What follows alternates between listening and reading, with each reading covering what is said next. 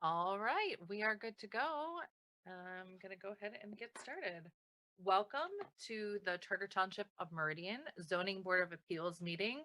Today is, oh my gosh, what day is today? Wednesday, October 28th, 2020. It is 6:30 p.m. and I will now officially call this meeting to order.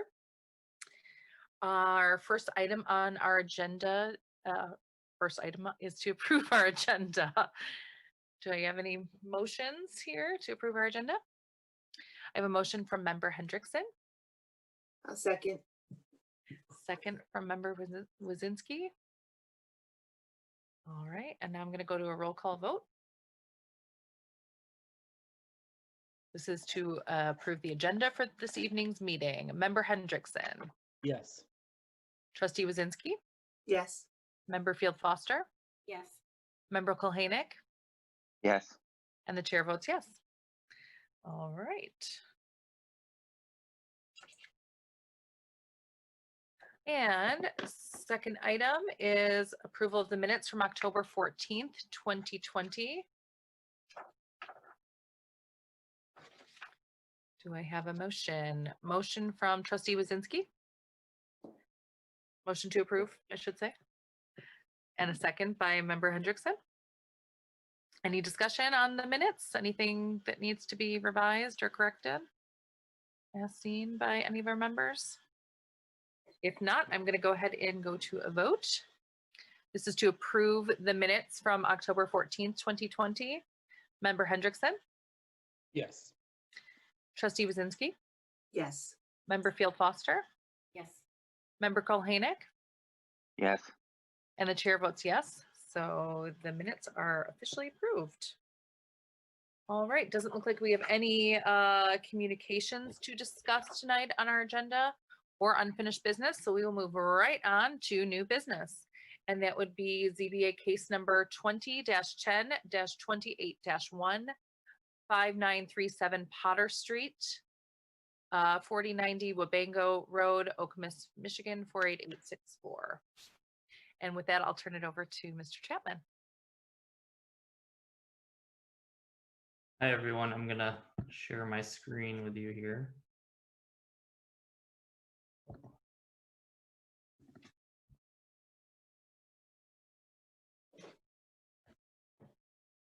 Okay. ZBA case 20-10-28-1, 5937 Potter Street LLC. The applicant has requested a variance to construct a single-family home at 5937 Potter Street. And these are the 5 variances that are being requested. I'm not going to read through all of them, but there they are. So this property is approximately 0.1 acre in size and is zoned RN mixed residential and is located within the Lake Lansing Residential Overlay District. It's located on the west side of Potter Street, just south of Lake Lansing Road. It's platted as the southern half of Lot 5 of the Village of Namoka subdivision, which was platted in 1883. The submitted survey shows an existing 816 square foot, 2-story single family house.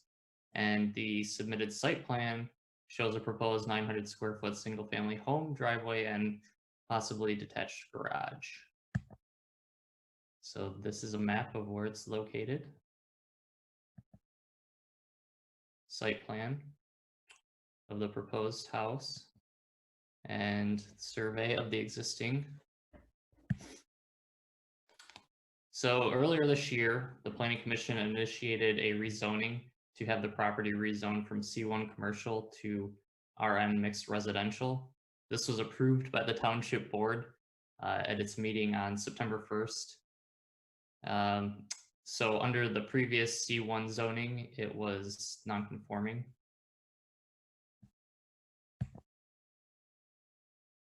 So the existing single-family home is proposed to be demolished. So this requires variances from the minimum dimensional standards from the ZBA to construct the new single-family house.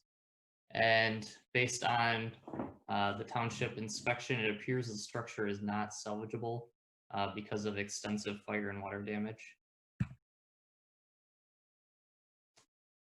The RN Mixed Residential District, which the property is located, generally single-family detached structures comply with the dimensional requirements for the RB district. The RB zoning standards require 8,000 square feet for minimum lot area and 65 feet for the minimum lot width.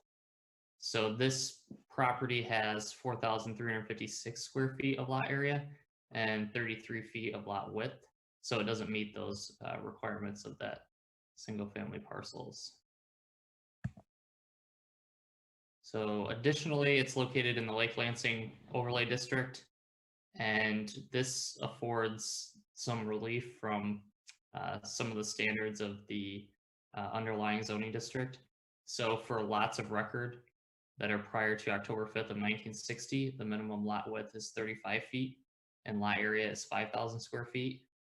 A lot of record is defined as a parcel that was created prior to 1960 and has retained its current configuration since its creation.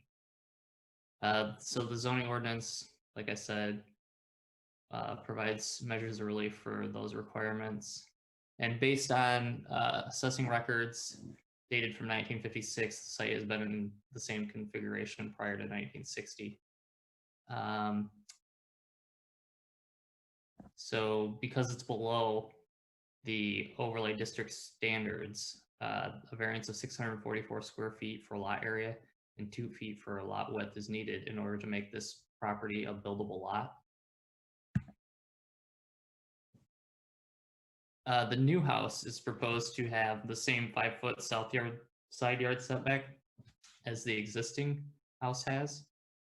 So the RN RB zoning district allows a 7-foot side yard setback, and the Lake Lansing overlay allows 5 feet if the building is constructed with non-combustible materials for lots of record.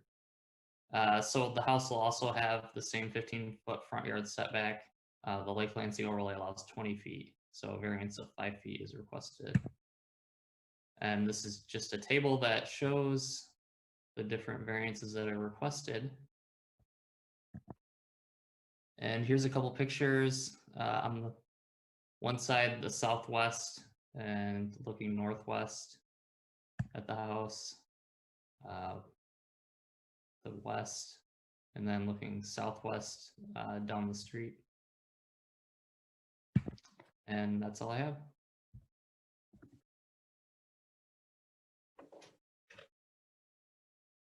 Thank you, Mr. Chapman.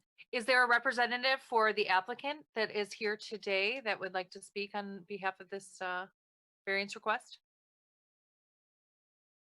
If so, please state your name and your address for the public record. My name is Darcy Whidden, and I'm here to speak on behalf of myself for the proposed project. Sure, we just need your address, please, for Sure, the record. It's 4090 Wabanengo, Okemos, Michigan, 48864. And it's Whidden? Yes, Whidden, Darcy, W-H-I-D-D-O-N. Thank you. Just want to make sure I say it right. Sure. Thank you, Ms. Whidden. Go ahead. Okay, much as Mr. Chapman mentioned earlier today, a few things I wanted to make some corrections on, but I'll go over it pretty quickly here. I purchased the house. It's not really in a condition that I can fix up. Unfortunately, I was really hoping to fix up that particular house, but damages were quite extensive during the previous ownership. And so I'm proposing to tear down and rebuild on that lot. As we mentioned before, the lot width is 2 feet short of what's required of the Lake Lansing overlay. Same with some other, the lot size is quite a bit smaller than what is allowed there. So obviously I'm requesting variances just to be able allowed to build on those particular issues. In terms of the house, I have not fully determined which house I am going to go with. Obviously I was trying to wait to see what variances were granted here. In my form that, or my letter that I submitted, I requested 16-foot house. That's what's currently on the lot. That was only because I just didn't know what I could do with the property. What I'm hoping to do is build an 18-foot wide house. The length to be determined maybe 40 to 50 feet. But I would like to do a 2-story. So I know that wasn't mentioned there before, saying like a 900 square foot, that might be the base for the house, but I'd like to build a 2-story home. I cannot attest to exactly how that layout's going to go, but I'm hoping for 3 bedrooms and bathrooms along with that, and make it a very nice home to really increase the value of the Village of Namoka district there. Let's see. The reason why I have asked for the setback variance in terms of the distance back, that is 15 instead of 20, is just, I think that because the other homes, especially on that little block there that you saw in the picture there, going to the south, there are, I believe, 5 houses that are all at that same length there. If we start zigzagging them in and out without having a plan to rebuild everything, which people still own those, we cannot just take them away. I just want to keep it in a consistent manner. Let's see. The final thing I will mention, just a couple things just to kind of answer questions ahead of time. Why am I asking for an exception to the 20-foot width of the house build? One of the reasons why is, the large RICO, it might be more difficult to keep in consistency. Second of all, because I have a 33-foot wide lot and I have that 5-foot setback that I'm asking for on the south line, which is where the house currently sits, I'm down to 28 feet worth of space to work with. If I put up an 18-foot house, that would give me roughly 10 feet on that north lot line to work with, let's say, a driveway.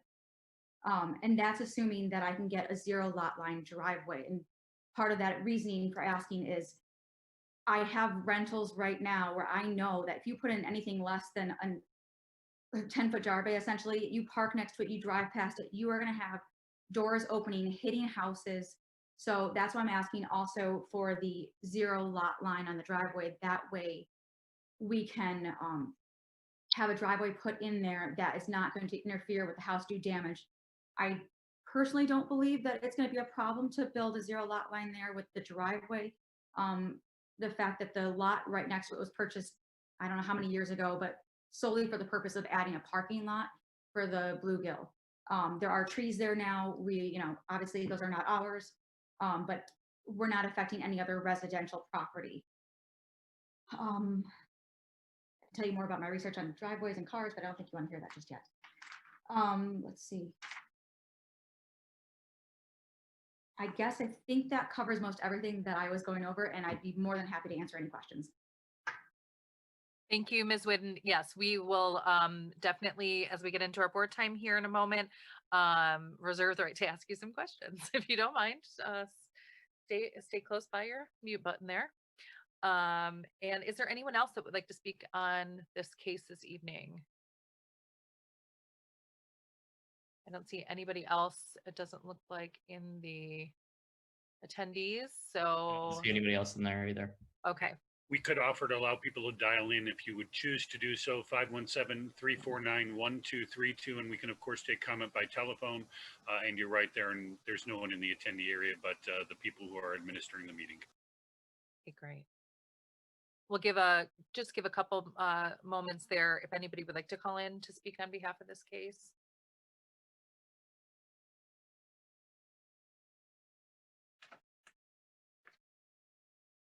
And I'm hearing no phone calls ringing at all. Okay. All right. In that case, then we're going to go ahead and get into our board time. Anybody have any questions or any comments to begin?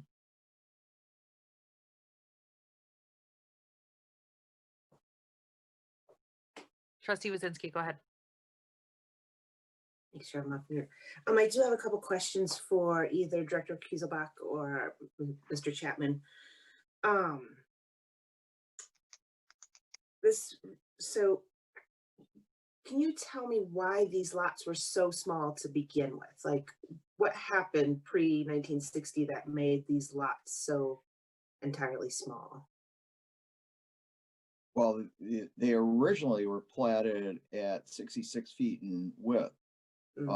This one was split, as Keith said, back in the 50s, basically in half, creating 33 feet or width of 33 feet for two parcels. So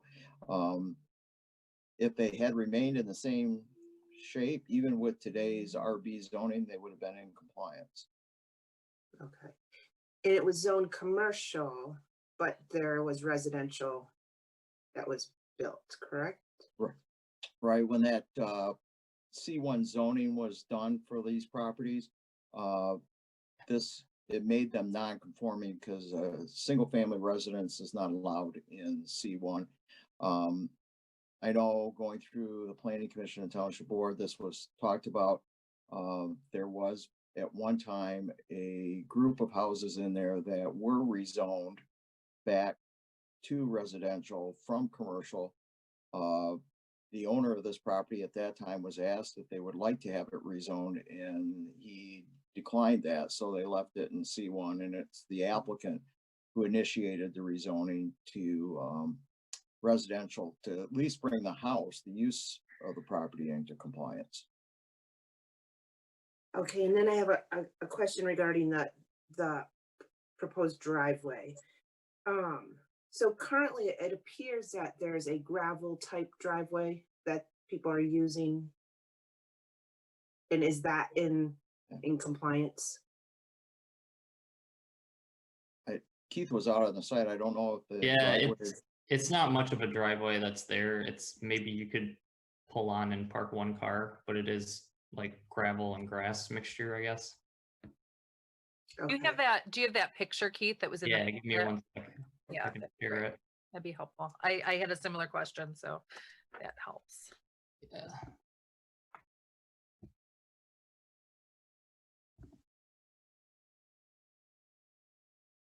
Mm.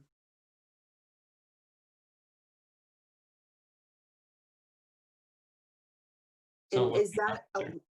allowed by ordinance to park a car in a, you know, in that spot? Is that an allowable?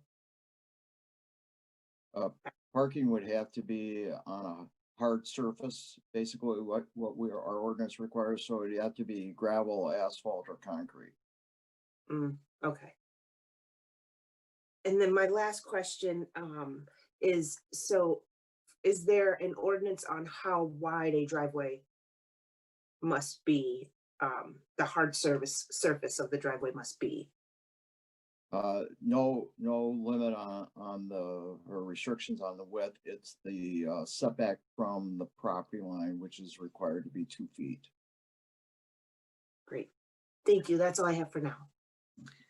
Okay, thank you, trustee Wazinski. And while we have this picture up, my question would be, I believe I heard Ms. Whidden say these trees that are to the, let's see, if we're looking west to the north here in this picture. These are not on property. This is actually on the property that belongs to whom? I would answer you that. Okay, Go ahead. Go. Ms. Whidden, go ahead. Okay, unfortunately, since my survey was done, you cannot see the stakes that were put in there. The tree to the very first one you see there, I believe that one, like the branches to the very left side there kind of come over onto the driveway. The one back further is actually has grown onto the property. But a lot of that, it's hard to tell because the angle of the photo does not accurately depict the manner in which the property sits there. But for the most part, the trees, they may have to have some branches. I mean, it's a narrow spot there because the trees have grown since they were planted originally. But I guess my question is, are those part of your property, or that's part of the C1 property that's next door? I'm going to say that the one that's further back is part of my property that has grown onto my property. Okay, and the one in the foreground of the picture belongs to? Is clearly on the other property, yes. Okay. All right, thank you for that. Anybody else have questions right now? Hi, this is Don. Hi, Don, go ahead. Okay, I just a question for staff. Thank you for providing the chart and your report and the 5 items that they're seeking variances for. But when I look at the applicant's materials, I think I counted 7. It looks like they're looking for a variance for driveway lot area. Maybe I was misunderstanding that. And it looked like they might be seeking a variance for the side yard setback. And I guess I'm just looking for some clarity on that. That's the way I read the, again, the applicant's materials. And I just want to make sure we know everything we're considering right now.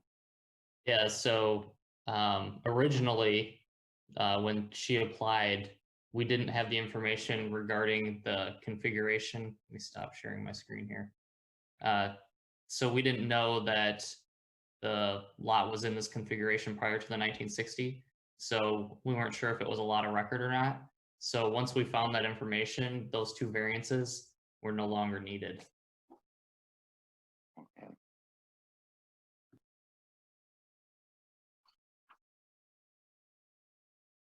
Okay, I think that was my only question for now. Okay, thank you, Member Kulhanek. Anybody else? Anyone have questions today? Does anybody want to take a stab at criteria? Member Hendrickson, go ahead. Sorry, I do have one other question. Sure. For Director Kieselbach. The applicant pointed out that the other houses in this neighborhood on this street are all that 20, whatever the variance requires. I'm sorry, I don't have it up in front of me right this second, but they're all 15, 20 feet back from the road. Can you tell us sort of how that came about? Did the ordinance change for front yard setbacks and all those houses were prior to that, or did they all receive variances through this body? I could give you a general answer. I don't know if they got variances or not. If these are similar in age to this house that's on the site now, if they were built in the 20s, the 30s, and what was mentioned, this lot of record was 1960. That's the year that the township adopted what we know and commonly referred to as our RB, our RA, our RAA. All our residential zonings were created at that time, and those setbacks because of that changed. So I think it's due more to the age of the homes that were set in there prior to that 1960 ordinance is the reason. Okay, thank you. Member Field Foster, go ahead. So I've got one other question. So one of the drawings indicated that there may be a proposed garage in the back of the house. Would that be conforming? Does that fit in the space? Is how exactly is that going to work in relation to the driveway that we're talking about? I guess I don't quite understand whether we're considering that. Is that just something that's there? Is it going to actually be built? I just see this little slide that says proposed garage in the back, and so I don't know that we've really addressed that. Perhaps Ms. Whidden can help us understand, is that something, because we don't have a request for that as far as a variance, but I don't know, maybe that's a staff question as far as whether or not a secondary building there would require a variance. I'll dive in right now and just answer in regards to the garage. I would like to build a garage. A lot of this comes down to building costs right now. I know that building costs are extremely high, so that's going to be a part of my assessment after this. I will say the reason why a specific garage was not included in my paperwork there is I was under the belief after reading the codes that a proposed garage would be able to meet the setback requirements. Now, if I'm misinformed about that, then obviously I would like to amend to include that. That's what I can say right now. Okay, thanks, Ms. Whidden. Keith, do you have an answer for that, or Director Kieselbach?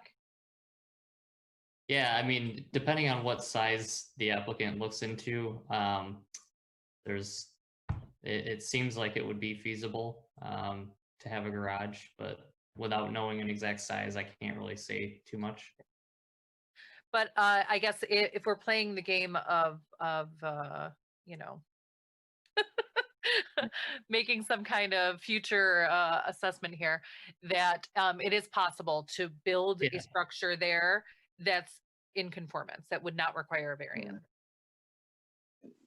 Right, the only other, the normal setback for a detached garage would be 10 feet from the principal structure of the house. And it would have to be a minimum of 5 feet from either the north side lot line or the south lot line. And again, if it is in this overlay district, if it is, it's a little bit flexible on the garage. I would mention that on the principal structure, the 5 feet, if it is at 5 feet, it has to be constructed of non-combustible material. I don't know if the applicant has thought about that, because then you're not going to be having windows on that side of the house, and that's a pretty long, at 45 or 50 feet, that's a pretty long stretch where no windows can be installed. Thank you, Director Kieselbach. That's a lot of good information there. So I guess I have one other question. Yes, Member Field Foster, go ahead. Then this is for the applicant, I think. So we're considering a 10-foot driveway, and I believe you mentioned the reason you wanted to make it larger was so that you had enough space for cars not to basically ding the doors against the side of the house. But if there's a proposed garage where a person could get in and out of the car, would you still need the 10-foot in width driveway? I would still be under the mindset that I would request a larger driveway, because despite providing garages, people do use them for non-vehicle uses, bikes, random storage. People tend to park cars on the driveway all the time because it's much closer to park there, especially if it's a detached garage. I will say, if I have it in my mind, it would be a 1.5 car garage. So, you know, we're not gonna be able to always have every single vehicle. If there's 2 vehicles to the home, one's gonna be outside. So I would still request a 10-foot drive, even if I do put up a garage.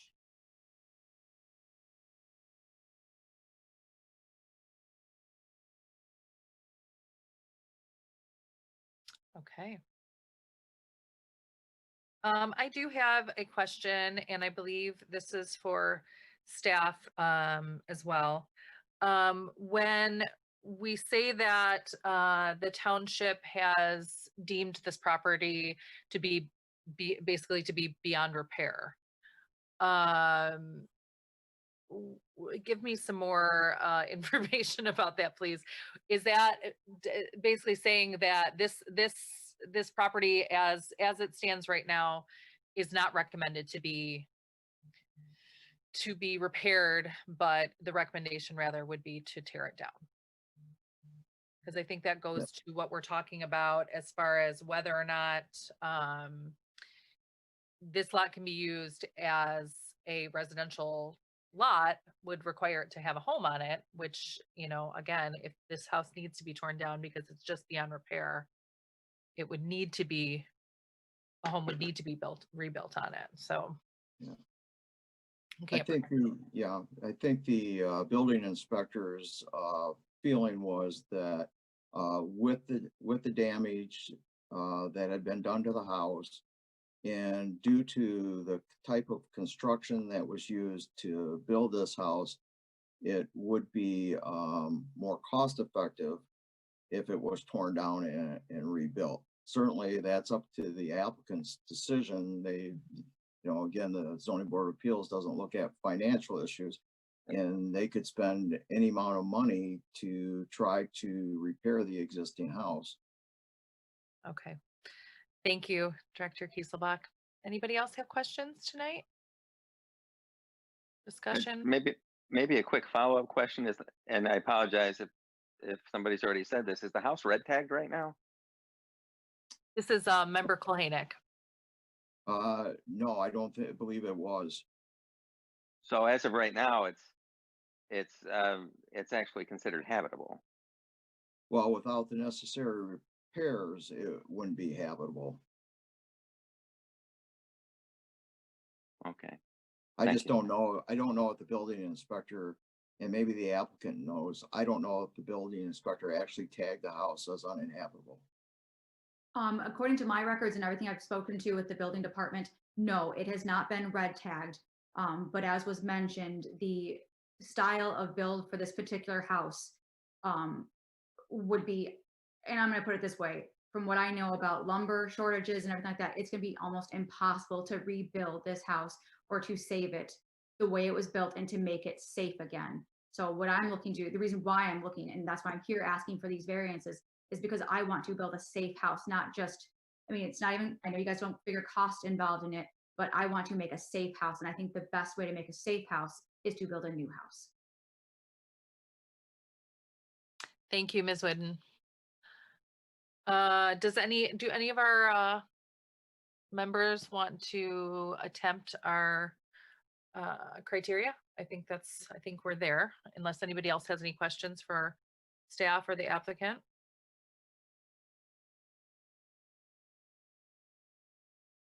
You guys are going to make me do this again, aren't you? All right. I'll go for it. Let's begin with our review criteria, with the first being unique circumstances exist that are peculiar to the land or structure that are not applicable to other land or structures in the same zoning district. I definitely would say this is a unique circumstance. I think between the lot of record and the rezoning in September and the current condition of the home. Now I realize that we can go right into criteria number 2, special circumstances are not self-created. The property owner did not create these circumstances. However, she did buy the home as is. So I guess I do have one question for Ms. Whidden. When you bought this property, did you try to fix it, and then you got into the walls and got into the structure and learned that it was unsalvageable? Can you walk me through that story a little bit? Yes, quite simply, yes. I bought the home as is, the condition that it was. I did inspections with a builder. Much like many houses you go through, you can look at the surface. You're not allowed to dive within. I noticed that the plumbing would need to be upgraded. The electrical need to be upgraded. So those things were very clear from the basement section. However, where the damage was really significant was upstairs on the second floor, the peaked areas that were in the second, like the bedrooms. I can't remember if it's the front or back, but once I had my contractor come in and demo some of the walls to see what we needed to do to fix them up and make it nicer, they discovered a fire that had been covered up. And the fire was one of the main reasons why the damage started. After that, water leaks came in and termite damage occurred after that. So, I mean, then we discovered, upon it's all open inside there, the type of construction that it was not traditional. It's probably more obviously traditional back in the 1920s when lumber was more prevalent. And frankly, my ability to fix this house as is, like I said, yes, I probably could do it. It would be very costly and almost extremely impossible or difficult to get the materials to do so. Thank you, Ms. Whidden. Okay, so I would be able to make a case for not self-created. Criteria number 3, strict interpretation and enforcement of the literal terms and provisions of this chapter would result in practical difficulties. I know this is usually where we have our nice lengthy discussions. So how is everybody feeling about practical difficulties? I'm very open for discussion at this point.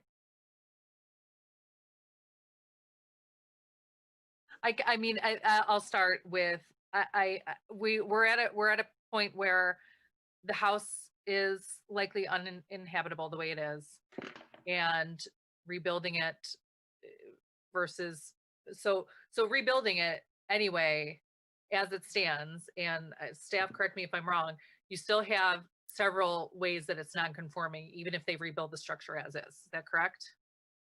So that's correct. It's with 33 feet and at a minimum of 20 foot in width for the house. So as was said, you can't do the 7-foot side yards, which would be typical, and still get 20 feet. You're short. You could do a 19-foot wide house with 7-foot side yards, which couldn't meet the standards for those setbacks. Couldn't meet the setbacks. So that being said, if so, rebuilding this home, she would be able to receive permits, but driveway and anything else would still require variance, even if she was rebuilding the home. Let's take that as minimum action is rebuilding the home. She would still need variances if she wanted to have a driveway and for that front yard setback and the width setback. There are, different designs where the driveway could be in front of the house. They could park in front of the house. They could have an attached garage or attached carport. In that, I know there's different designs that wouldn't need a driveway on the side. Okay. But if to rebuild this home in particular, she wouldn't need to have any variances. She could just rebuild as is and wouldn't require variance. You mean to repair the house or build new? To repair the house. To repair the house, it's not conforming because of the front yard setback. So any impact to that would require a variance. If they added anything that included bulk, height, or area to the house, because it is non-conforming, it would have to come before the zoning board of appeals. Okay. All right. So I'm looking, I can make a case for practical difficulties because regardless of repairing or building new, she's going to require some kind of variance just based on the unique characteristics of this lot and it being a lot of record. Does anybody have anything else on practical difficulties? The criteria number 4, that the alleged practical difficulties which would result from failure to grant the variance would unreasonably prevent the owner from using the property for the permitted purpose. It's permitted as residential without granting these variances. She can't build a home on a residential lot. So I would say that would satisfy criteria number 4. I'm definitely, again, open to hearing any kind of conversation about that, but seems like we're all, yeah. Member Hendrickson, go ahead. So as the strict adherer to the rules guy on this particular panel, I feel it might be prudent to ask a couple of questions about these. So number one, just as a procedural question, because I am relatively new to the body, do we consider these variances en bloc or do we consider them one at a time? Honestly, we can, as the board, we can decide. Personally, for me, when I look at them together, I can see the driveway as being a totally separate issue than the rest of the house. So it's up to us. So you are welcome. And whenever we do get around to motion, we can absolutely move to approve some and not the others. It's it depends on the case, but I would say that in something like this where there's so many, we can absolutely take them one by one or kind of put some together and some separately, whichever we want to do. That's up to you. If you want to consider something separately, please let us know and let's go from there. Okay. But I would recommend that the driveway itself be a separate issue from the rest of the home. Yeah, I think that's fair. As I look at these, I'm looking at, what is, if we were to deny some of these variances, I think, yes, it absolutely would unreasonably prevent the owner from being able to operate this property as a residential property for its permitted purpose, right? The fact that the lot area itself is smaller than the minimum lot area, yeah, it's right. They can't put a house on it if they can't do anything on it, right? So that to me is a slam dunk for number 4.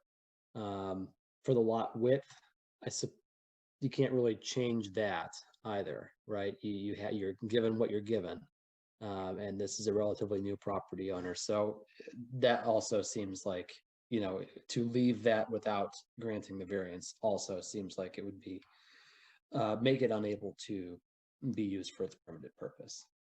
House width, I think Director Kieselbach makes a good point about the fact that yes, you could build a house on this property if we didn't grant this variance, or if we granted a smaller variance than what was requested, just not this house that the applicant has asked for. So for that one, it requires a bit more.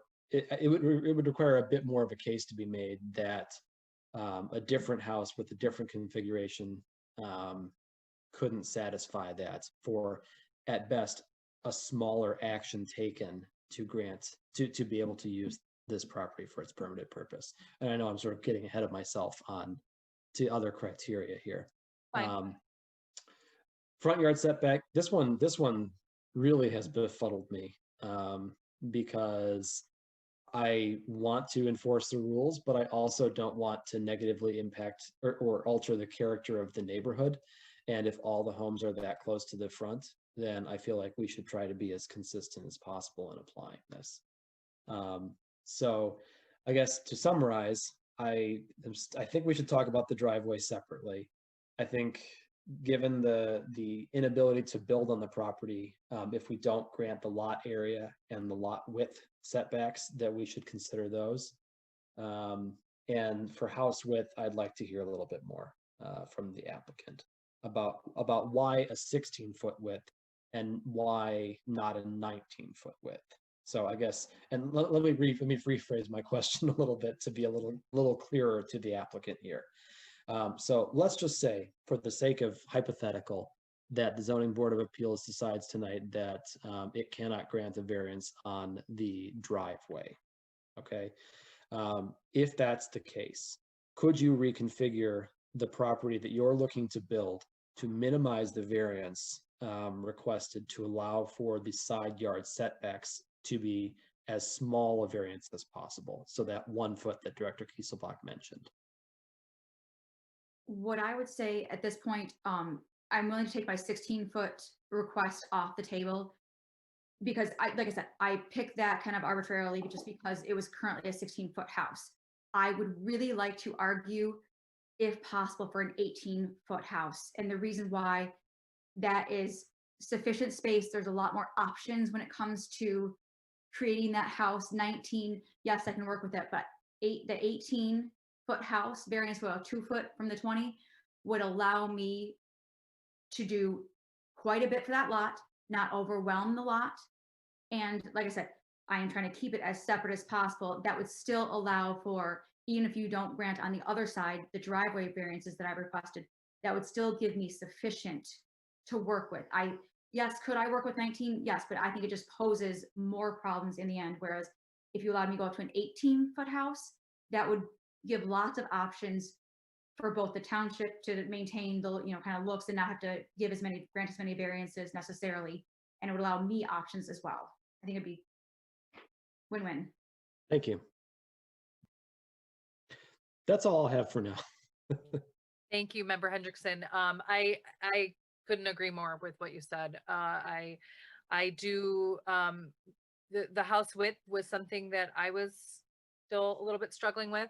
I will say I did drive by the property today, and I will vouch for those houses all being like right in a row, which as Member Hendrickson just pointed out, it's hard to say, no, just push the house back when it is within the character of the neighborhood. It seems frivolous, but I do understand the want to keeping with that same look as the rest of the neighborhood and to keep within the character of that that little sub there. But I am happy to hear the applicant say going up to 18-foot width of house, so that variance requested would go down to 2 feet. I do think that if we do decide to move forward and grant this variance, that we need to make sure that that's part of that's amended within our motion. So keep that in mind, people. I don't have a problem with, I think, if going back to criteria, let's see if I can make my way back here. I think that criteria number 5, granting the variance, and I'm gonna put those 4 together, and that would be house width at the 18 feet, lot area, lot width, and front yard setback. I'll group those 4 together for these criteria. Number 5, granting the variance is the minimum action that will make possible the use of land or structure in a manner which is not contrary to the public interest and which would carry out the spirit of the zoning ordinance, secure public safety, and provide substantial justice. I think that, I mean, right now we've just already made it as minimal as we can get it. I don't think that this is asking for too much to get a home on a residential plot. Let's see, criteria number 6, granting the variance will not adversely affect adjacent land or the essential character in the vicinity of the property. I would agree with that. And I think we discussed that at length. Criteria 7, the conditions pertaining to the land or structure are not so general or recurrent in nature as to make the formulation of a general regulation for such conditions practicable. I think these Lake Lansing houses are all a little funky. I mean, we get Lake Lansing houses. There's not anything we can do as we see with rezoning this property. It's just, I mean, the rezoning is not the case here. It's just they're unique. So I would say that definitely this property meets that criteria. Criteria number 8, granting the variance will be generally consistent with public interest and the purposes and intent of this chapter. And I could satisfy that as well for those 4. So do we want to move forward and discuss the driveway, or do we have a motion for those first 4?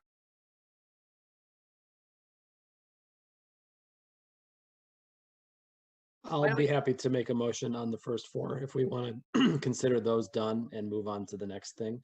If we're on the same page with those 4, then I'd say please make a motion, Member Hendrickson. Okay, so then I will move in the matter of ZBA case number 20-10-28-15937 Potter Street LLC, that the ZBA approve the variances requested for lot area, the variance of 644 square feet. For lot width, the variance requested of 2 feet. For front yard setback, the variance requested of 5 feet. And for house width, the amended variance requested of 2 feet. And move to approve those variances as discussed. Okay, thank you, Member Hendrickson. Do I have support? I'll support. You have support? Okay. Trustee Wazinski supported that motion. Any discussion on the motion? Member Hendrickson, go ahead. I think this is an excellent compromise to getting to a minimum action that this board can take to allow the property owner to use the property as for its intended purpose. And I think that this complies with all of our criteria as set forth in the zoning ordinance that we have to take into account. So I'm happy to move forward with this one. Great. I couldn't agree more. In that note, I will go ahead with a vote. Member Hendrickson. Yes. Trustee Wazinski. Yes. Member Field Foster. Yes. Member Kulhanek. Yes. And the chair votes yes. So your variance has been your variance has been approved for lot area, lot width, front yard setback, and the house width with the amended from our packet to the 2 feet that we agreed upon as the minimum action. So now let's move on to the driveway. Member Hendrickson, go ahead. Yes, I'd like to just take a quick second, given the tenor of the conversation thus far and the motion that was just made and carried by this body. I'd like to ask the applicant if they'd like to make any changes to their request as it sits before us today before we dive into the driveway issue. Thank you, Member Hendrickson. Ms. Whidden, go ahead. Yes. Okay, so first, before I go into making any potential changes to my request, just based on my research, like I said, they said most driveways, as I was just internet research, I can't vouch for the, validity of it all the time, but most vehicles are 6 to 6.5 feet wide.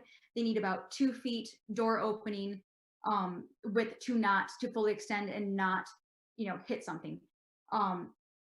Thus the reason why I was asking for that variance of the 2 feet to make a 0 lot line. With that said, though, with the house size that was approved, the 18, if I could reduce my request down to a 1 foot lot line, I think I would be able to work with that. I've just seen in past where doors hit walls, people drive off driveways if they're too narrow. If I could work with a 9 foot driveway, it is at the bare minimum of what I could work with for a single car driveway. Like I said, although I cannot make the decision about a garage just yet, this would certainly allow me some, more space. Like I said, I'd prefer the 0 lot line, but I understand your hesitation. So if I could amend my request to make it 1 foot lot line or 1 foot variance, I would like to do so. Thank you, Ms. Whidden. Okay, on that note, let's discuss that variance request on its own. Any discussion on that proposal? I think that since we've gone through this, we probably could just hit the criteria with it and discuss it as we go. Obviously, we've discussed unique circumstances exist that are peculiar to the land or structure.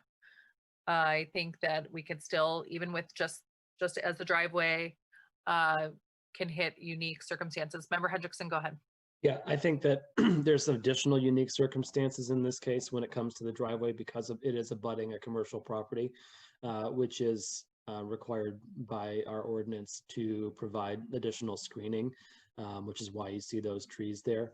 And so I think if this were abutting a residential house, a residential property, I might feel differently, but I think given that it is adjacent to a commercial, that certainly unique circumstances exist in this case. I would agree. And I think when we move on to criteria 2, these circumstances are not self-created. Criteria 3, strict interpretation and enforcement of the literal terms and provisions of this chapter would result in practical difficulties.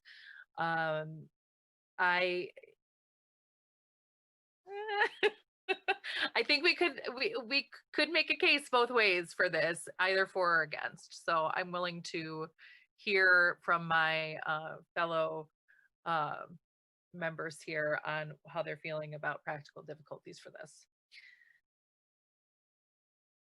The width of the width of the driveway in and of itself, and granting 1 foot of variance. Yes, Member Hendrickson. So a question for the applicant. Can you tell me about what the street parking situation is on that street? Well, I will say, unfortunately, pandemic hit soon after I purchased the house, so I haven't been over there as much as I'd like to. And recently, they have been tearing up the street, doing some drainage work. There is a tree also in the front of the yard. As far as I do know, Meridian Township has a pretty open policy about parking your vehicles on the main streets during the day and night. With that said, though, my purpose is to not clutter the streets with vehicles, even people coming over to visit. If somebody, is living there, that's why the driveway would be wonderful to have that extra space, so we're not putting people where they don't really belong, which is in the public right of ways. Mm-hmm. Yeah, Director Kieselbach or Keith, can you provide any additional insight into the parking situation on that street? I don't know if there's a problem or not. Again, if they park off on the side of the street and are not blocking traffic, that typically has been okay with the police department. Okay. Yeah, and you'll forgive me, I did pull up Google Maps and go to Street View and go up and down that street a little bit just to get a sense of it as well. And I did notice that on that side of the street where this property is located, there is a parking restriction. Just so, at least as it relates to the area just to the north of it. It may continue down the road, but frankly, I haven't clicked through that far. I will say, again, I went out to the site today. the street is narrow and it is literally at Lake Lansing South Park. I mean, it's the house in from that corner. So that's where those parking restrictions come in Mhm. because of all that commercial right there. And also not discouraging people to park in a residential area and walk over to Lake Lansing. That to me is a practical difficulty in and of itself. I'm also thinking of safety as far as fire trucks and just I mean, I understand that these things are, people park on the streets all the time. However, I'm thinking public safety, I'm thinking snow plows, I'm thinking, just for practical purposes of being a residential homeowner, where I can understand the need of having a driveway in this neighborhood. Trustee Wazinski, go ahead. You brought up a good point. So I'm thinking about snow removal and Director Kieselbach. I know on certain streets, you have to have your car off the road at a particular time for snow removal. Is that the case here or? That's not in the township. There are communities that have that restriction. The restriction is only if it's deemed to be an emergency declared by the chief of police, is where you can't park on the street. The difficulty we see in subdivisions and these streets is that people do park on them in the winter, and then when the county does do the plowing, they plow around them. Right. Mhm. Yep. I can see that there's a practical difficulty, with the parking and parking on the streets being narrow. So I can make that argument. Okay. I think then the criteria number 4, the alleged practical difficulties will result in a failure to grant the variance would unreasonably prevent the owner from using the property for the permitted purpose. I think those two we've pretty much just made the case for. Criteria 5, granting the variance is the minimum action that will make possible the use of land or structure in a manner which is not contrary to public interest, which carry out the spirit of the zoning ordinance, secure public safety, and provide substantial justice. I mean, we're literally talking about 1 foot. So that's we can only go to 0. So we are at absolute minimum here. Granting the variance will not adversely affect adjacent land or essential character in the vicinity of the property. Having a driveway there, I don't believe would negatively impact. If anything, I think that helps with the issues that we were just talking about as far as safety goes for the road and for snow removal. Criteria 7, conditions pertaining to the land or structure are not so general or recurrent in nature as to make the formulation of a general regulation for such conditions practicable. I believe that meets that criteria. And criteria 8, granting the variance will be generally consistent with public interest and the purposes and intent of this chapter. And I think that meets that criteria as well. So do we have any further discussion on these criteria from our members? Okay. Anybody have a motion for me?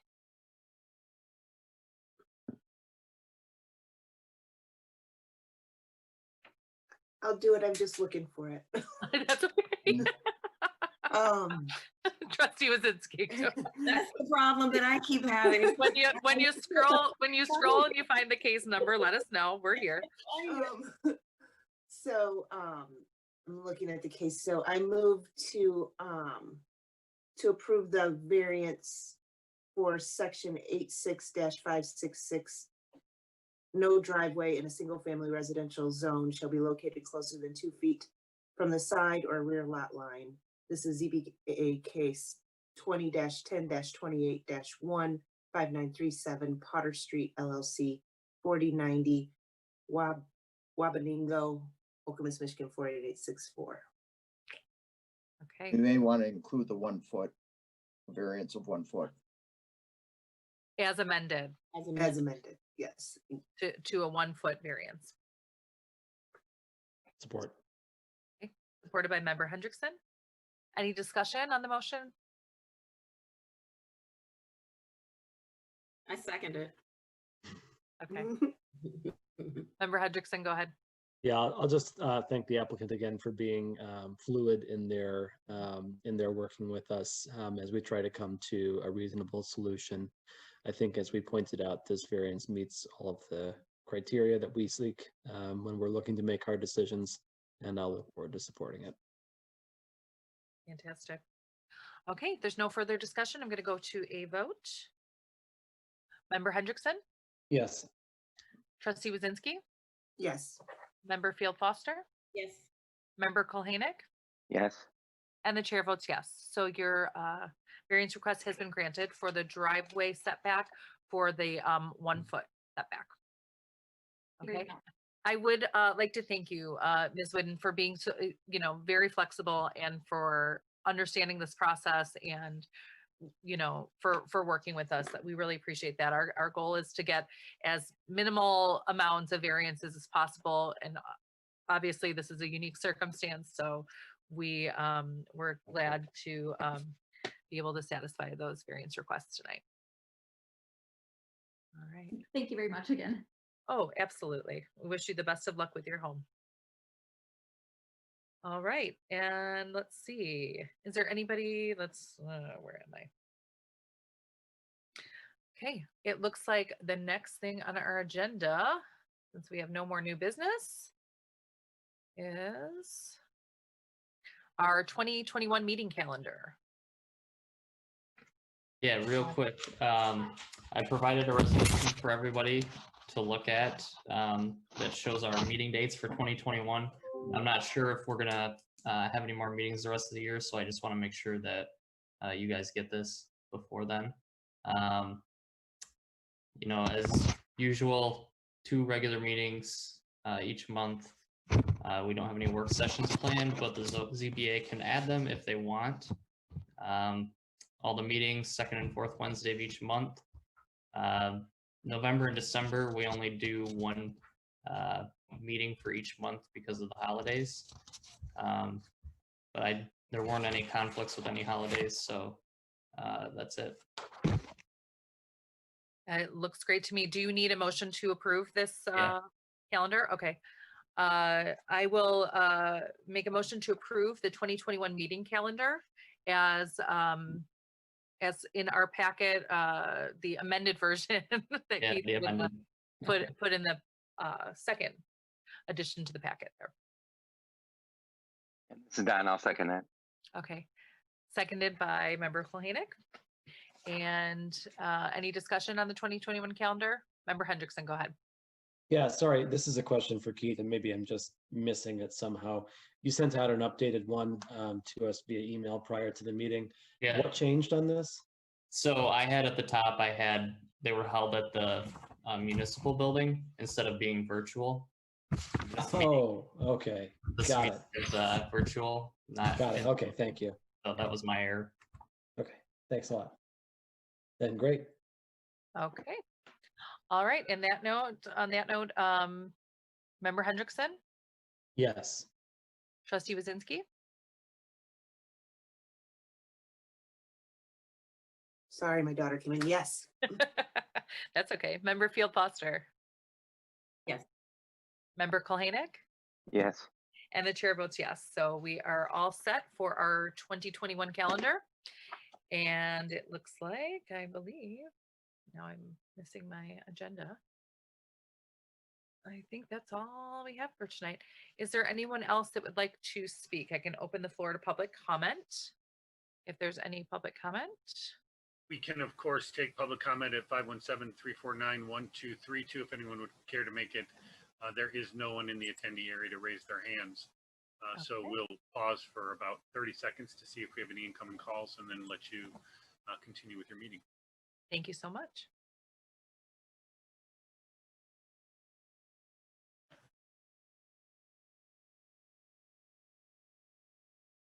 And we're hearing no telephones ringing at all. All right. Apparently us not being on it, Reno's East means that we're not the hot ticket anymore. Nobody's watching these Zoom meetings. But Not that we that- want to encourage the folks at Reno's to call. I don't know. We were on every time for a while there. I kept getting text messages during the meeting. I see you on the big screen. Tells you who I hang out with. It's a Okay. slow news day at Reno's. Right, slow news day, exactly. All right, on that note, we can go to board member comments if anybody has anything to share with the group. Member Hendrickson. Thank you, Chair Mansour. I will just take a moment to give my brief PSA, as I have been at every meeting I've been at for the last couple of months.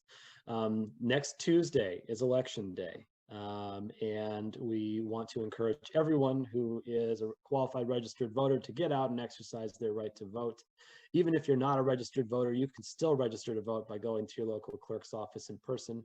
There is still time. Proposal 3 of 2018 gives you the opportunity to come in person to your local clerk and register to vote right up until 8 p.m. on Election Day. If you don't feel comfortable with voting in person this year, that's okay. Lots of options still exist. You can still come down to the clerk's office at the Township Hall building and request an absentee ballot in person. They'll hand it to you right there. You could take it to one of the privacy areas, fill that ballot out, replace it in the envelope, sign the back of the envelope, and turn it back in right there, just as if you were voting in person. The only difference is that it won't go through the tabulator until Election Day. So no matter who you choose to vote for, we do encourage everyone to come out and vote. We have got a few days left before Election Day, and there's still plenty of time to have your voice heard. So please don't forget, make a plan, turn your ballot in. If you have your ballot right now and you have finished it, we are encouraging people not to put it in the mail at this time. With only 6 days left and possible mail delays, we are asking that folks bring their ballots in. You can either hand it to your local clerk at the clerk's office, or you can drop it in one of Meridian Township's drop boxes, which are right outside the Township Hall building. So thanks to everyone who's already submitted their vote. For those who haven't yet, please make a plan and vote either with your absentee ballot prior to November 3rd or at the polls on November 3rd, which will be open from 7 a.m. to 8 p.m. So thank you. All right. A PSA for the day. I love it. That was good. I love it. I love an impassioned get out the vote speech. We all need to exercise that right. And I very much appreciate that PSA tonight. So on that note, if no other board members have anything to say, our meeting is officially adjourned. Everybody get their vote in. I've already done mine. Mine's there. Thank you, everyone. All right. Everybody have a great night. And I don't know, Keith will let us know if we will be around in November. December. You won't be in November. Oh, no November. Okay. Yep. All right. Well, in that case, everybody have a very happy Thanksgiving and You as well. happy election night. And we'll see See a you. long one. Yes, it's gonna be a long week or several, but we will see each other in December then. In that case. All right. All right, everyone. Thank Take care. you. Good night. Meeting is officially adjourned. Have a good night. Thank you very much. You too.